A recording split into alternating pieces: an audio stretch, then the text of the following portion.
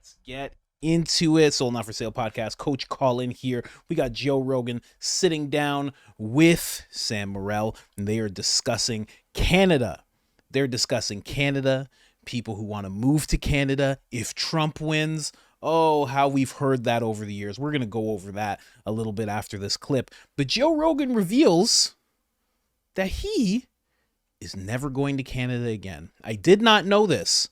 He has never announced this before, but he's making it very clear. And we're still in a world where, because of the laws they're putting together in Canada in regards to regulations of the internet and podcasting, Joe Rogan's podcast has the potential to be canceled in Canada. That's still pending unless he wants to submit all of his user data and Spotify and all sorts of intrusive stuff that the Canadian government does not need access to, does not deserve access to, which I don't think he's going to do. So let's get into this clip. Taking his shirt off.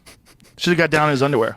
But they probably would have arrested him for terrorism. But that was like the one. But we felt fucking. We were laughing. And the woman was like, "Thank you." But I'm like, Ted, when do we ever fight with people on the like? It's occasionally we do that. But like most people are so cool that you meet. Most people are like good people. And then like how often do I miss like small towns like you'll go to like Appleton and like they don't talk politics. They're like living in like 1994 and they like it's like rude to talk politics. You know, and you're like we keep that to yourself. And I'm like, man, I almost miss that point in time when it was like you just led with other.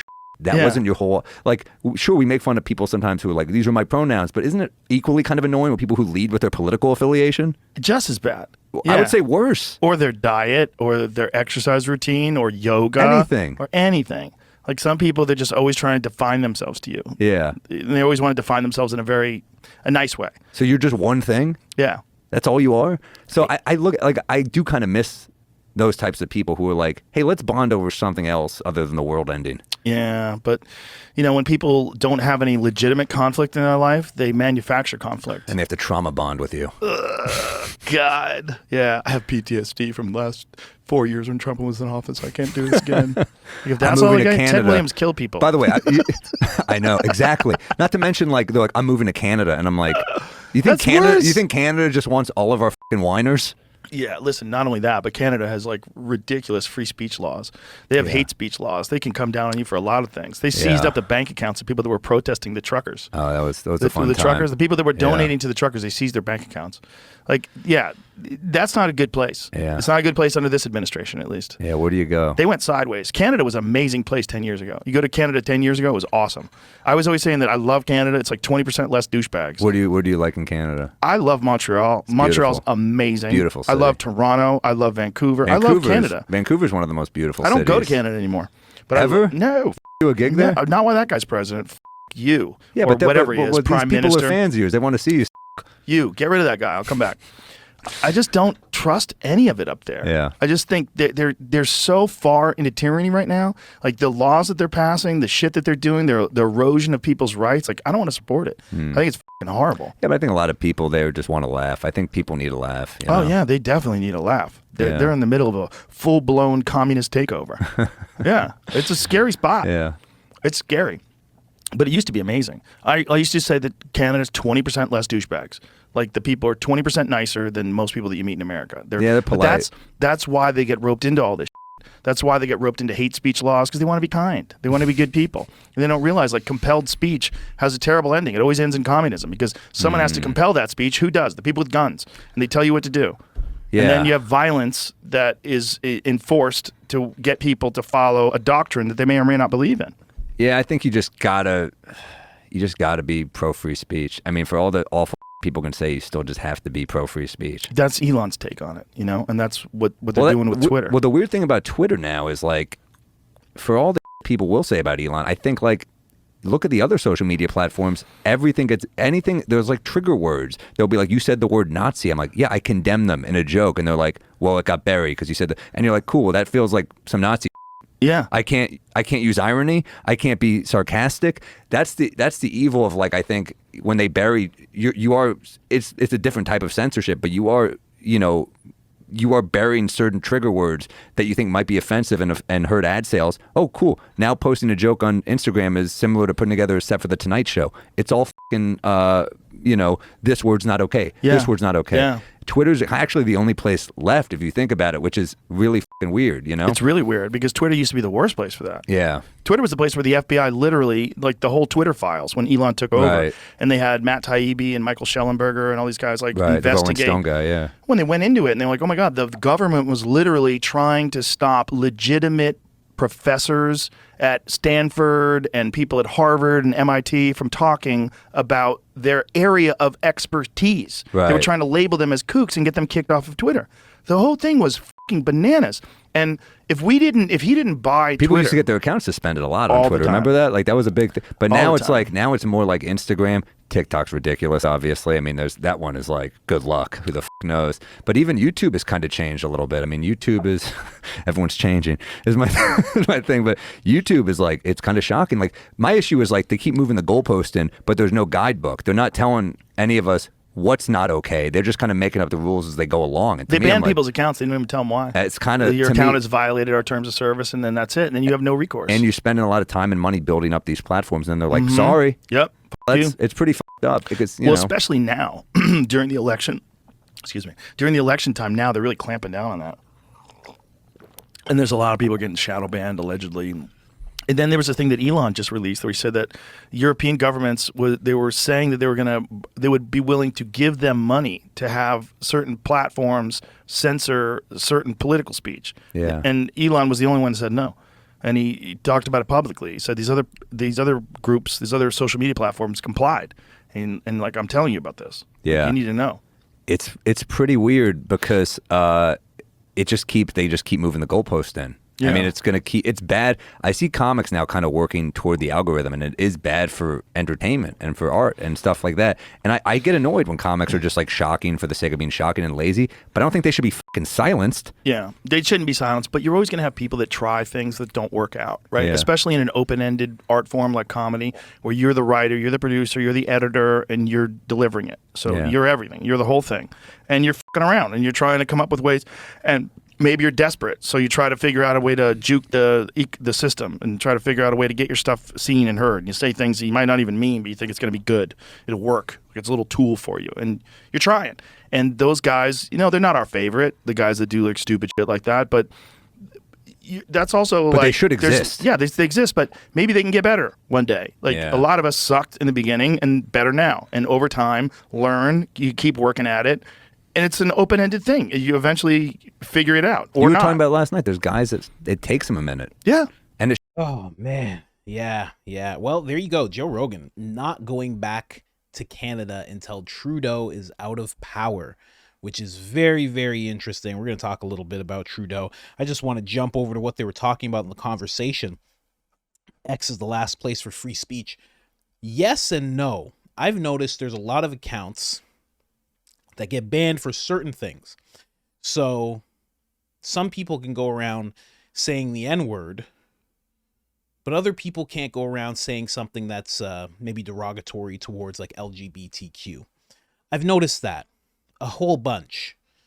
And I could care less either way, really. But I've noticed that there are some things and some groups of people that are not allowed to be pushed at. And it's not even Jewish people. A lot of people think when you bring up like a small group of people, not even Jewish people, because I notice people make derogatory images and stuff about Jewish people all the time. They're fine.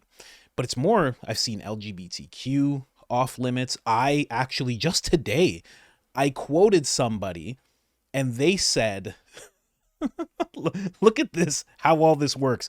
They said a derogatory thing about the T's and I quoted them.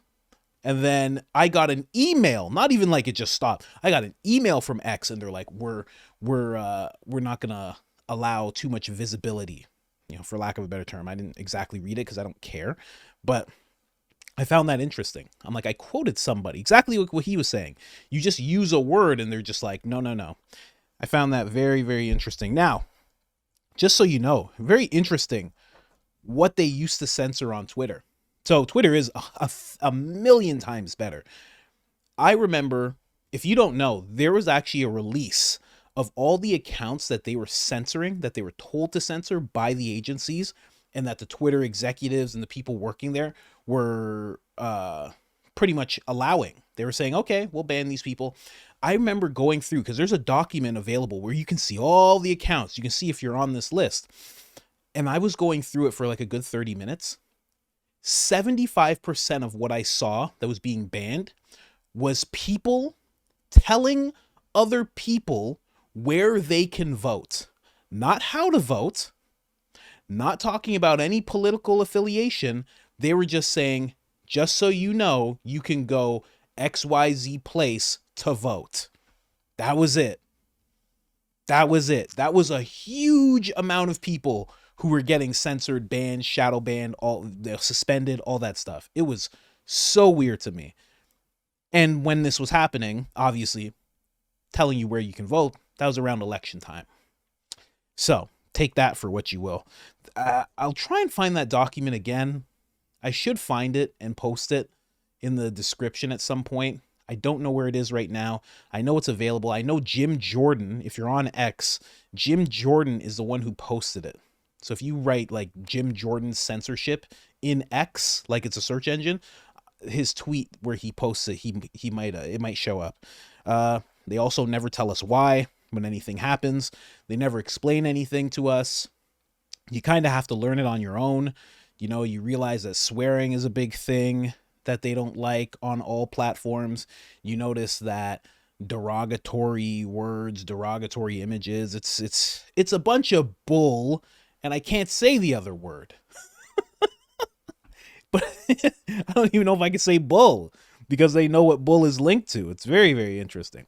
Then I will say towards what this Sam Morril guy said, and I'm not going to harp on him being a leftist too much, but this is a very leftist thing to say. It's like, oh, people with pronouns are pretty annoying, but isn't it more annoying when people lead with their political affiliation? But also, no, it's more annoying when it's pronouns. Please, YouTube, hear me out. I'm just saying, nobody walks up to you and says, hey, name's Colin, Coach Colin, Republican. Are you a Republican, or are you some kind of communist? That's not how people start conversations. But people do start conversations like, hey, you doing? Name's Colin. Pronouns, Zimzer, Zippity Doodah, and yours? All the time, people start conversations like that. And I have to say, it's way more annoying. Because if it's a political thing, you can go, I don't want to talk politics. But if you say to somebody who's telling you their pronouns, you go, I don't care about pronouns. Oh, it's war. It's war. They're ready to go. They're about to grab their phone. They're going to have to put the phone in your face and say, excuse me? What did you say? You don't care about my pronouns?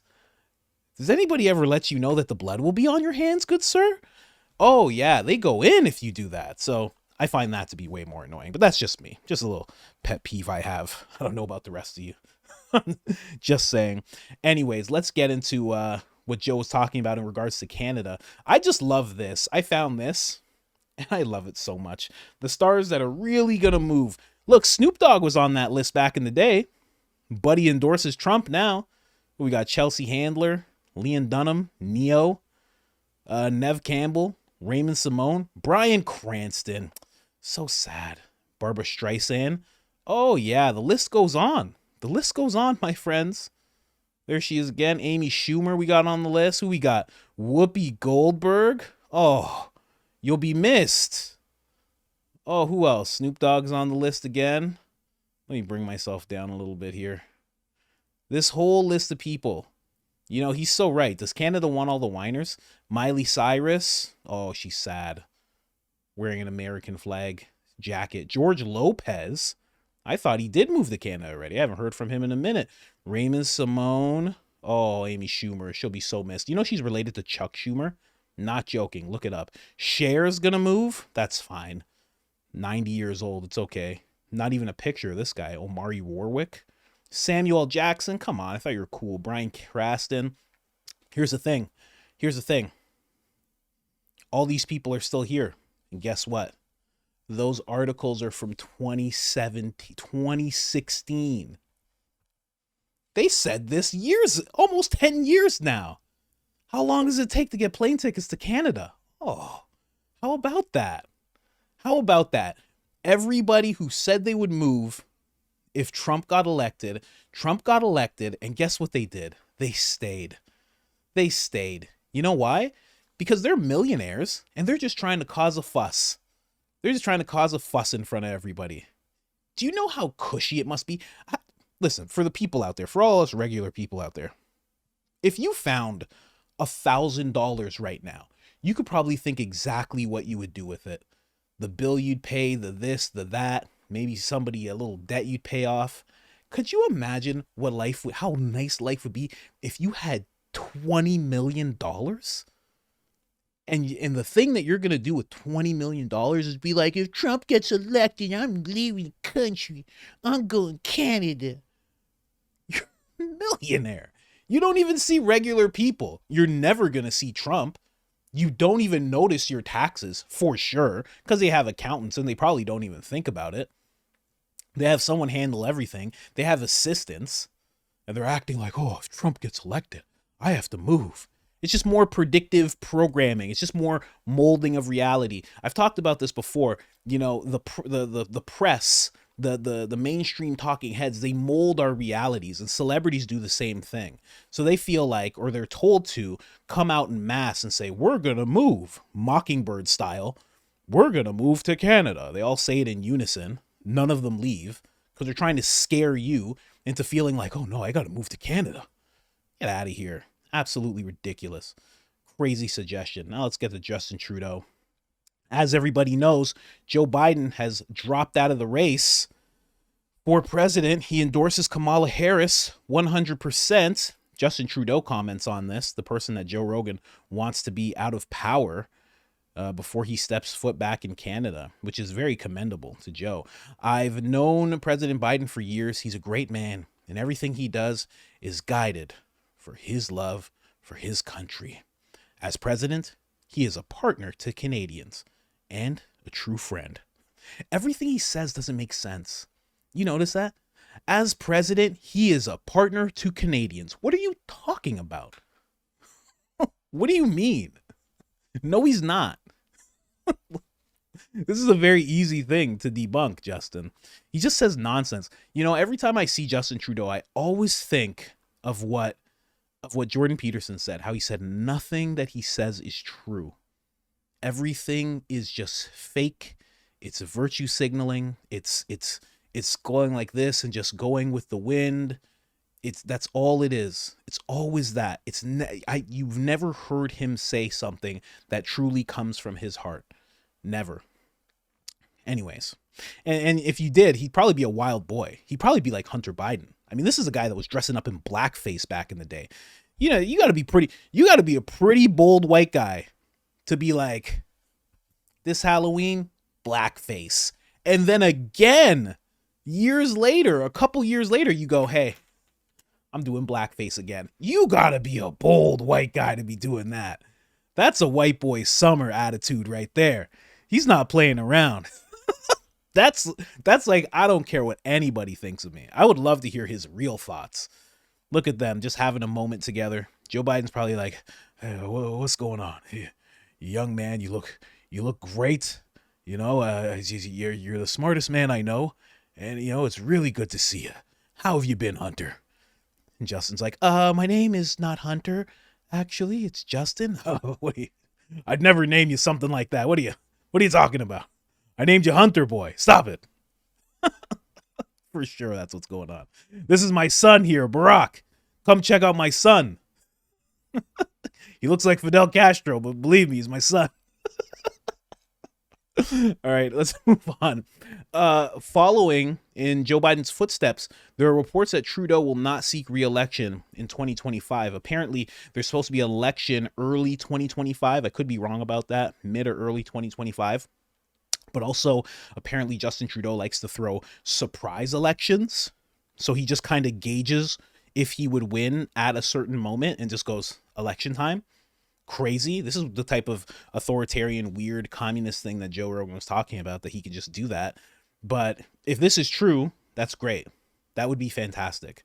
I know all politicians have faults, and the next one that steps in will also have faults. But if this is true, that would be a great thing to hear. There are people ever since Joe Biden actually stepped down. People are saying, dear Justin Trudeau, it's your turn now. Please, for the love of Canada, write your resignation. Sincerely, every sane Canadian. Oh, that's sweet. That's sweet. Christy's a wishful thinker. She's a wishful thinker. Hopefully she gets her wish, honestly. Here, I just found this video. Like you failed. Yeah, I was just doing a quick search of Justin Trudeau, and this is the reason. This right here sums up why people don't like him. This sums it up. Check this out. I feel like you have failed me, and I'm asking you here today to fix that. Something's wrong now, Mr. Trudeau. My heat and hydro now cost me more than my mortgage. I now not only work 75 hours a week, I stay and work 15 hours a day, just so I don't lose my home. My hydro bill, I want to share with you. A single family home, one person who works hard with a brace up to her leg, partially paralyzed every single day. I put that brace on and I'm proud to be Canadian. But something's wrong with our system, and I have faith in you and God that you're going to work hard to fix it. How do you explain to a woman how she's supposed to pay a hydro bill $1,085? And I did it. I've done it. I've done it for the last year. I lived without hydro for 5 days after paying a $680 bill. They showed up one day. I'm asking you, Mr. Trudeau, and here is my question today. How do you justify to a mother of 4 children, 3 grandchildren, physical disabilities, and working up to 15 hours a day, how is it justified for you to ask me to pay a carbon tax when I only have $65 left of my paycheck every 2 weeks to feed my family? A lot of different elements come into your question. A number of them are provincial. Hydro bills are provincial, but as you point out, the federal government's decision to put a price on carbon is something that we have moved forward with, and it's one that is causing consternation amongst a broad range of people, and I understand, because carbon and carbon emissions and carbon is part of everything we do, whether it's heating our homes or getting back and forth from work, or in the products we buy.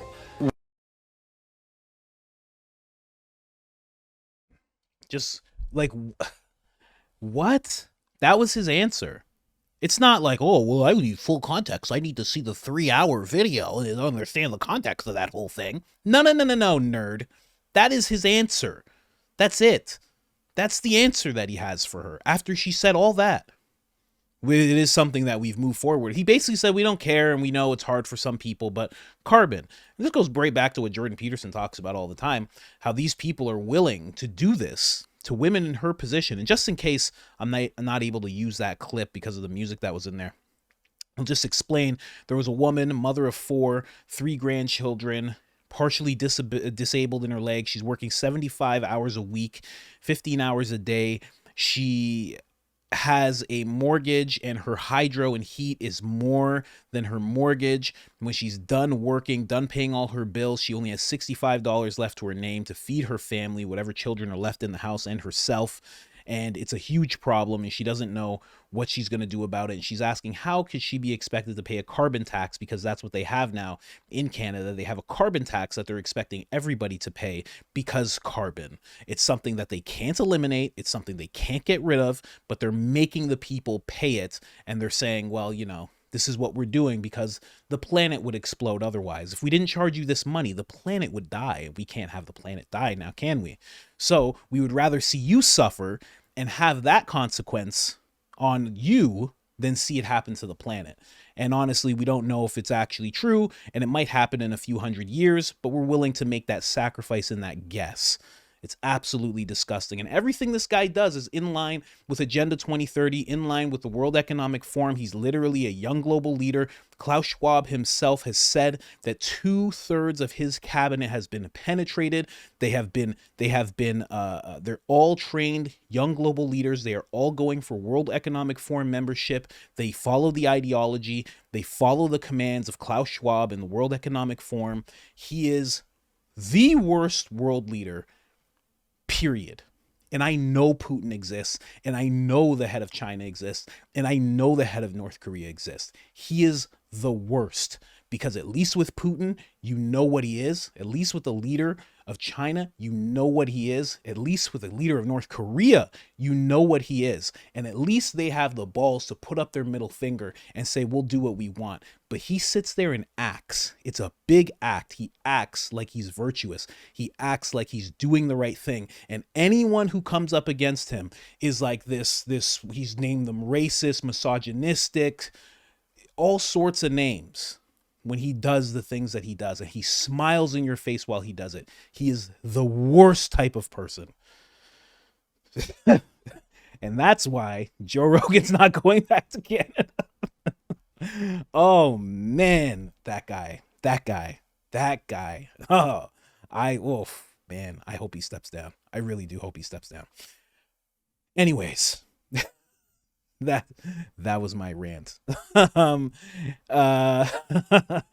He actually, oh man, the way that guy operates, the way he operates, when he is gone, Canada will be in such better shape.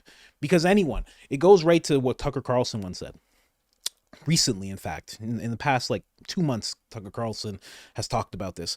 And he talks about your leaders, if they're bad at the job, like dumb, and they love you, they will do a better job than smart leaders who don't love you. Because if they don't love you and they're smart, they're going to consistently do what's in their benefit, and they're going to discard you in the smartest, most efficient way possible. But at least if they're not that bright, but they love you, they'll consistently try to do what's better. And right now, that's what Canada has. They have leadership that is smart. Trudeau, not the smartest guy, but the people around him, Christy Freeland and all that. Smart people who could care less about them. And that's why you're seeing what Joe Rogan talked about, this communist regime, this authoritarian takeover that's happening. Because that's what happens when your leaders don't care about you at all.